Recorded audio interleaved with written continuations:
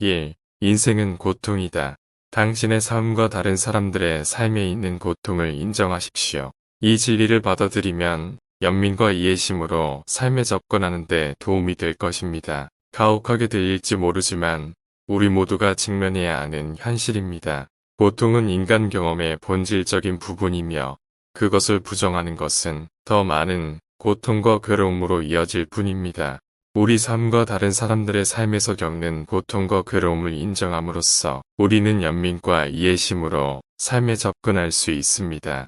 우리는 삶의 기쁨과 아름다움을 감사하는 법을 배우면서 동시에 모든 것의 무상함과 불확실성을 인식할 수 있습니다. 마음 챙김과 명상을 통해 우리는 우리 자신의 고통과 괴로움에 대한 더 깊은 자각과 수용을 키울 수 있습니다.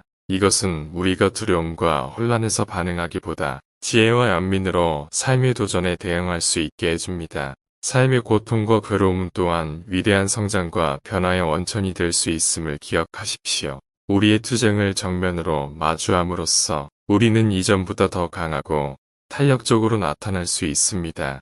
그러므로 삶의 고통을 받아들이는 것을 두려워하지 마십시오. 이러한 수용을 통해 우리는 진정한 평화와 행복을 찾을 수 있습니다. 2. 고통은 애착에서 발생한다. 애착, 욕망, 기대를 버리는 것은 현재를 살고 내면의 평화를 찾는 데 도움이 될 것입니다. 이 원리는 불교의 근본적인 가르침 중 하나이며 괴로움에서 해탈하는 길을 이해하는 데 필수적입니다.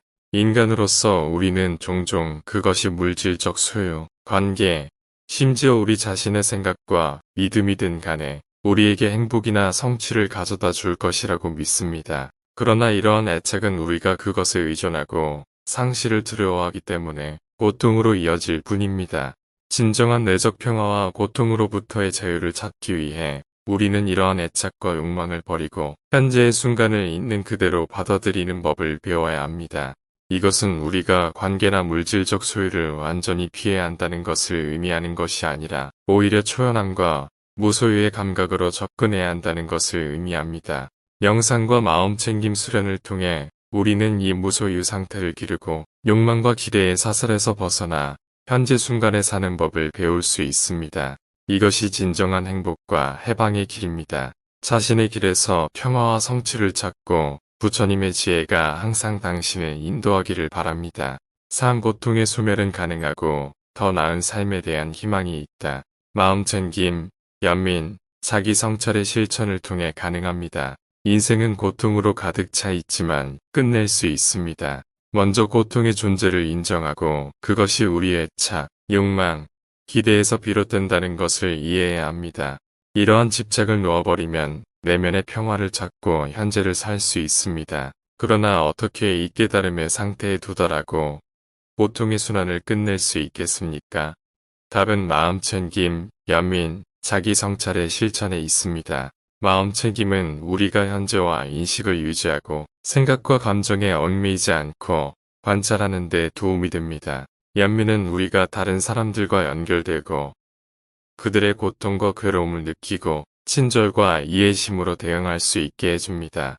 그리고 자기 성찰은 우리 자신과 타인에게 해를 끼칠 수 있는 우리 자신의 행동과 동기를 검토하는 데 도움이 됩니다. 이러한 수행을 통해 우리는 지혜와 연민을 개발하고 궁극적으로 괴로움이 없는 깨달음의 상태에 도달할 수 있습니다. 그러니 나는 당신이 마음챙김, 연민, 자기 성찰의 수련을 시작하도록 격려합니다. 이는 쉬운 길은 아닐지 몰라도 참된 해방으로 인도하는 길입니다. 4. 괴로움의 소멸에 이르는 길은 8정도이다. 8정도는 바른 이해, 바른 의도, 바른 말, 바른 행위, 바른 생활, 바른 노력, 바른 마음 챙김, 바른 집중으로 구성됩니다. 이 길을 따르면 괴로움의 소멸로 인도할 수 있습니다. 8정도는 희미한 마음이 아닌 확고한 길입니다. 이 길을 걸으려면 규율, 헌신, 변화하려는 의지가 필요합니다. 하지만 그만한 가치가 있다고 말씀드리겠습니다. 8가지 길은 모든 문제를 해결할 수 있는 빠른 해결책이나 마법의 약이 아닙니다. 인내가 필요한 여정입니다. 경로는 지혜, 윤리적 행동 및 정신개발의 3가지 범주로 나뉩니다. 처음 2가지 요소인 올바른 이해와 올바른 의도는 지혜 범주에 속합니다. 올바른 이해는 사물을 우리가 원하는 대로 보는 것이 아니라 있는 그대로 보는 것입니다. 그것은 고통의 본질과 모든 것의 무상함을 이해하는 것입니다. 바른 의도는 선을 행하려는 마음을 기르고 해로운 생각과 행동을 버리는 것입니다. 다음 세 가지 요소인 바른 말, 바른 행동, 바른 생활은 윤리적 행위, 범주에 속합니다. 올바른 말은 진실하고 친절하며 현명하게 말하는 것입니다. 올바른 행동은 건전하고 해롭지 않은 방식으로 행동하는 것입니다. 바른 생활은 윤리적이고 남에게 피해를 주지 않는 방식으로 생계를 유지하는 것입니다. 마지막 세 가지 요소인 올바른 노력, 올바른 마음챙김, 올바른 집중은 정신개발 범주에 속합니다. 올바른 노력은 긍정적인 자질을 기르고 부정적인 자질을 극복하기 위해 지속적으로 노력하는 것입니다. 올바른 마음챙김은 순간에 존재하고 우리의 생각, 감정 및 감각을 인식하는 것입니다. 올바른 집중은 마음을 집중하고 고요하고 명료한 상태를 달성하는 능력을 개발하는 것입니다. 팔정도를 따르면 점차 고통에서 벗어나 내면의 평화와 행복을 얻을 수 있습니다. 도전적인 길이지만 진정한 해방을 추구하는 사람들에게 가치가 있는 길입니다. 옥의 생명을 죽이지 말라. 주어지지 않은 것은 취하지 말라. 음행하지 말라. 거짓말을 하지 말라. 마음을 더럽히는 술을 마시지 말라. 옥에는 단순히 따라야 할 일련의 규칙이 아닙니다. 그것들은 도덕적이고 윤리적인 삶의 기초입니다. 이러한 교훈을 실천함으로써 우리 자신과 타인을 위해 더 나은 세상을 만들 수 있습니다. 중생을 해치지 말라는 첫 번째 게으름 모든 생명체를 연민과 존경심으로 대해야 함을 일깨워줍니다. 육체적인 피해만 삼가는 것이 아니라 다른 사람에게 고통을 줄 수 있는 모든 행동을 삼가는 것을 의미합니다. 두 번째 게으린 주어지지 않은 것은 취하지 말라는 것은 다른 사람의 재산과 소유물을 존중하라는 요청입니다. 그것은 거래에서 정직하고 다른 사람을 훔치거나 이용하지 않도록 일깨워줍니다. 음행하지 말라는 세 번째 계명은 종종 오해를 받습니다. 그것은 우리가 성행위를 완전히 삼가야 한다는 것을 의미하지 않습니다. 오히려 우리의 행동을 염두에 두고 파트너를 존중하고 배려하는 마음으로 행동하도록 일깨워줍니다. 네 번째 계명인 거짓말하지 말라는 아마도 가장 따르기 어려운 것일 것입니다. 어렵거나 불편할 때에도 우리의 말과 행동에 진실할 것을 요구합니다. 그것은 우리 자신과 다른 사람들에게 정직하고 우리의 목표를 달성하기 위해 속임수나 거짓을 사용하지 않는 것을 의미합니다. 다섯 번째 게으린 마음을 더럽히는 포도주를 마시지 말라는 마음 챙김과 자제를 촉구하는 것입니다. 우리 행동의 영향을 인식하고 판단력을 흐리게 하거나 신체에 해를 끼칠 수 있는 습관이나 물질에 빠지지 않도록 상기시켜줍니다. 이러한 기율을 따름으로써 연민, 존중, 마음책임에 기반한 세상을 만들 수 있습니다. 이러한 원칙을 따르는 것이 항상 쉬운 것은 아니지만 연습과 헌신을 통해 우리는 도덕적 윤리적 청렴의 삶을 살 수 있습니다. 이윽 세 가지 보편적인 진리, 모든 것은 영원하지 않고 끊임없이 변화하며 모든 것은 서로 연결되어 있고 모든 것은 영원한 자아가 없습니다. 이러한 진리를 인식하면 지혜와 동정심을 기르는 데 도움이 될 수 있습니다. 첫째, 모든 것은 영원하지 않습니다. 이 세상에 영원히 똑같은 것은 없습니다. 날씨, 감정, 심지어 우리 몸의 세포까지 모든 것이 끊임없이 변화하고 있습니다. 이 진리를 받아들이면 애착을 버리고 현재의 평화를 찾는 데 도움이 될 수 있습니다. 둘째, 모든 것이 서로 연결되어 있습니다. 우리는 모두 더 큰 존재의 일부이며 우리의 행동은 우리 자신을 넘어 파급되는 결과를 가져옵니다.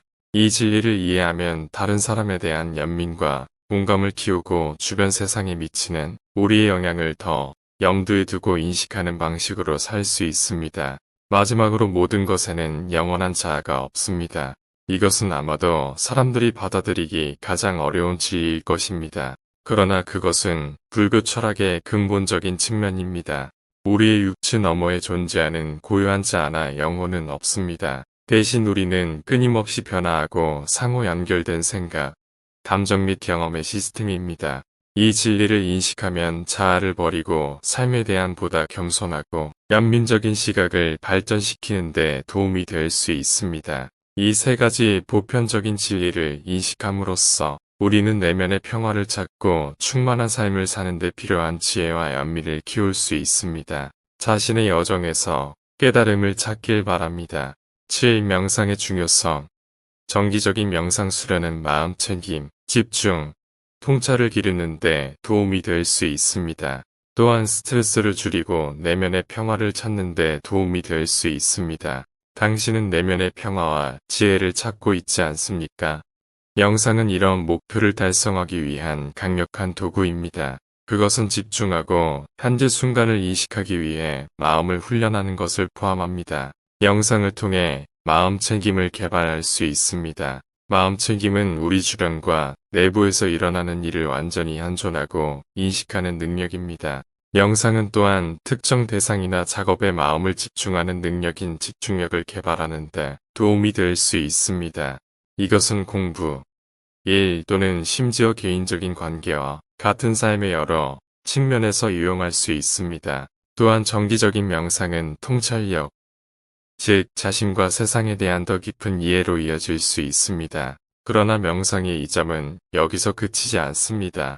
현대사회에서 너무 흔한 스트레스와 불안을 줄이는 데 도움이 될 수 있습니다. 정기적으로 명상을 하면 부정적인 생각과 감정을 버리고 내면의 평화와 평온을 키울 수 있습니다. 따라서 마음 챙김, 집중, 통찰, 내면의 평화를 발전시키고 싶다면 오늘부터 정기적인 명상 수련을 시작하세요. 시간과 노력이 필요할 수 있지만 이 점은 그만한 가치가 있습니다. 8. 4가지 브라우마 비아라. 자신과 타인에 대한 자애, 연민, 공감적 기쁨, 평정심을 기르십시오. 이러한 자질은 모든 생명체에 대한 사랑하고 배려하는 태도를 기르는 데 도움이 될 수 있습니다. 당신이 진정으로 깨달음을 구한다면 인간의 삶에 필요한 원리를 이해해야 합니다. 이 원리는 모든 생명체에 대한 사랑과 배려의 태도를 기르는 데 필수적입니다. 자애 또는 메타는 이러한 원리 중 첫 번째입니다. 판단이나 차별 없이 자신과 타인에 대한 사랑을 키워야 합니다. 이것은 자신과 타인을 있는 그대로 받아들이고 모든 존재의 행복과 평화를 바라는 것을 의미합니다. 연민 또는 카루나는 두 번째 원칙입니다. 모든 존재의 고통에 대한 깊은 이해와 공감을 개발하고 가능한 한 그 고통을 완화하기 위해 노력해야 합니다. 이는 자신보다 다른 사람의 필요를 우선시하고 도움이 필요한 사람을 적극적으로 돕는 것을 의미합니다. 공감적 기쁨 또는 뮤디터는 세 번째 원칙입니다. 질투나 시기 없이 다른 사람의 행복과 성공을 기뻐해야 합니다. 이것은 다른 사람의 성취를 축하하고 마치 자신의 행복인 것처럼 그들의 행복을 나누는 것을 의미합니다. 마지막으로 평정, 즉 우페카 어페카는 네 번째 원칙입니다. 극단적인 감정이나 애착에 휘둘리지 않고 삶의 모든 측면에서 균형 감각과 평정심을 길러야 합니다. 이것은 은혜와 분리로 삶의 기복을 받아들이고 모든 것은 무상함을 인식하는 것을 의미합니다. 이 네 가지 브라우마 비아라를 실천함으로써 자신의 자아를 초월하고 모든 존재의 기저에 깔린 보편적인 연민과 사랑과 연결될 수 있습니다. 이것이 진정한 깨달음의 길이며 오직 이러한 자질을 개발해야만 성취할 수 있습니다. 9. 중도, 극단을 피하고 삶의 모든 측면에서 균형을 찾으십시오. 중도는 방종과 자기 고행 사이의 균형을 찾는 것과 관련이 있습니다. 이 세상에는 궁극적인 진리를 찾기를 바라며 극단적인 길을 추구하는 사람들이 많이 있습니다. 그러나 진실은 극단이 아니라 중간에 있습니다. 중도는 극단의 방종과 고행을 피하는 균형의 길입니다. 만족스러운 삶을 살기 위해서는 존재의 모든 측면에서 균형을 찾아야 합니다. 여기에는 일과 여가, 휴식과 활동, 즐거움과 고통, 삶의 다른 모든 반대 세력의 균형이 포함됩니다. 과잉에 탐닉하면 통제력을 잃고 욕망의 노예가 됩니다. 반면에 기본적인 필요와 필수품을 빼앗기면 우리는 나약해지고 책임을 다할 수 없게 됩니다. 중도는 삶의 중심을 잡아주는 열쇠이며 자기 인식과 자기 통제를 함양하는 것과 관련이 있습니다. 우리는 자신의 생각, 감정, 행동을 염두에 두고 균형 잡히고 조화로운 존재 상태를 유지하기 위해 노력해야 합니다. 그렇게 함으로써 우리는 극단의 혼란에서 벗어나 평화롭고 만족스러운 삶을 영위할 수 있습니다. 그러므로 삶의 모든 측면에서 중도를 받아들이고 절제를 기르십시오. 깨달음의 길은 극단에 있는 것이 아니라 그 사이의 균형에 있음을 기억하십시오. 10. 영적 공동체의 중요성. 당신의 영적 여정을 지원하는 같은 생각을 가진 사람들과 함께 하십시오. 영적 공동체는 여러분에게 인도와 지원, 영감을 줄 수 있습니다. 영적 공동체에 가입하는 것은 내면의 성장을 위한 강력한 도구가 될 수 있습니다. 탐욕, 증오, 무지가 지배하는 세상에서 당신이 고결한 삶을 살도록 지원하고 영감을 주는 같은 생각을 가진 사람들과 함께하는 것이 필수적입니다.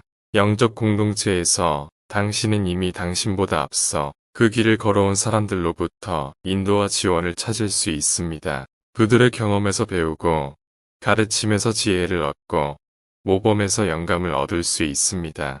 또한 영적 공동체의 일원이 되면 수련을 순조롭게 진행하는 데 도움이 됩니다. 혼자 연습할 때 길을 잃거나 의욕을 잃기 쉽지만 커뮤니티에서는 서로에게 책임을 묻고 그 길을 계속 가도록 동기를 부여할 수 있습니다. 커뮤니티에 가입하는 것만으로는 충분하지 않습니다. 당신은 또한 그것에 기여해야 합니다. 자원봉사, 지식 공유 또는 단순히 참석하고 지원함으로써 지역사회에 환원하는 것은 영적 성장의 필수적인 부분입니다. 그러나 영적 발전을 위해 지역사회에 너무 많이 의존하지 않도록 주의하십시오. 커뮤니티 지원이 도움이 될 수 있지만 성장에 대한 궁극적인 책임은 자신에게 있습니다. 자신의 영적 여정에 주인의식을 갖고 자신을 발전시키는 데 필요한 노력을 기울여야 합니다. 영적 공동체는 내적 성장을 위한 강력한 도구가 될 수 있지만 개인의 노력과 책임을 대신할 수는 없습니다. 커뮤니티에 참여하고 다른 사람들로부터 배우고 성장에 기여하되 영적 발전은 궁극적으로 자신에게 달려 있음을 항상 기억하십시오.